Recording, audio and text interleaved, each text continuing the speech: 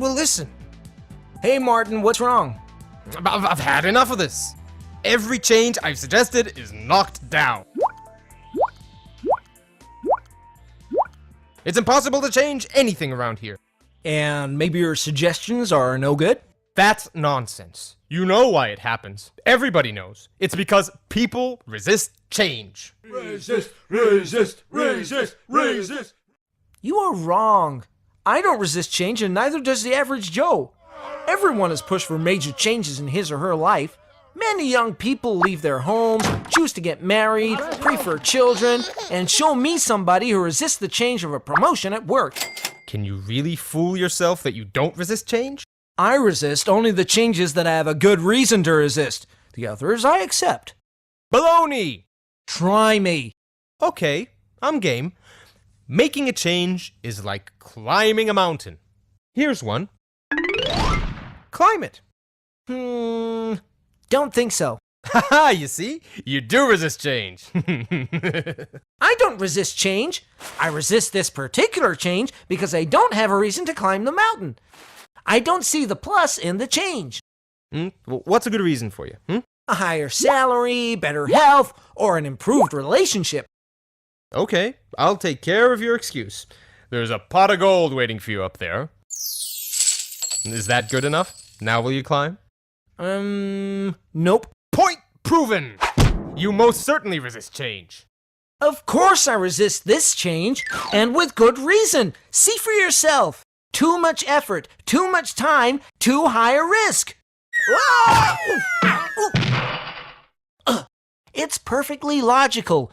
The minus of the change outweighs the plus of the change. Another excuse. Fine, I'll reduce the required efforts and the risk. Now are you willing to climb? I don't think so.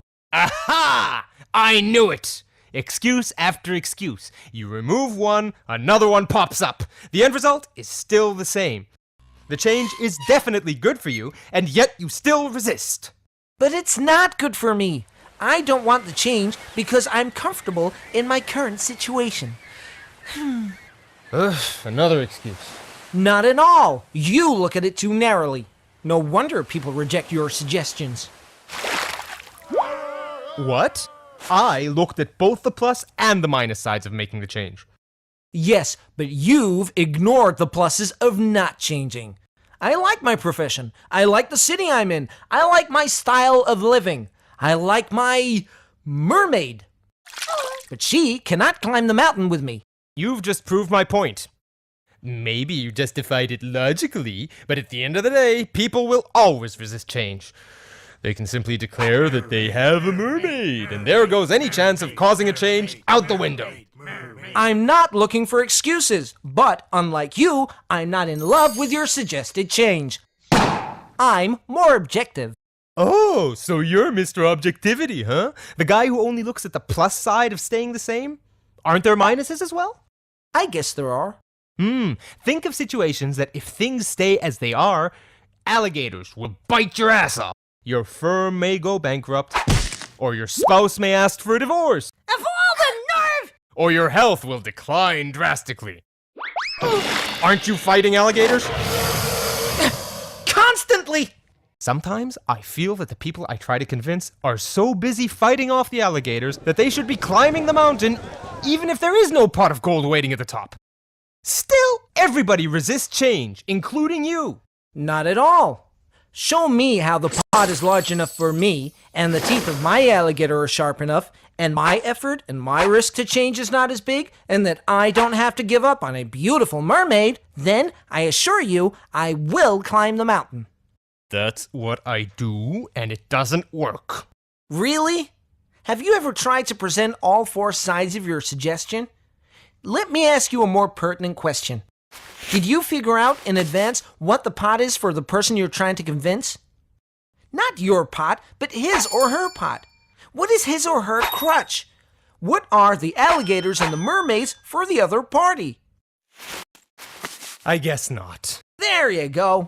Also, when you concentrate on one aspect and the other person concentrates on another, you are bound to miscommunicate. Looking at all four factors and doing it from the other party's perspective sounds like a lot of preparation.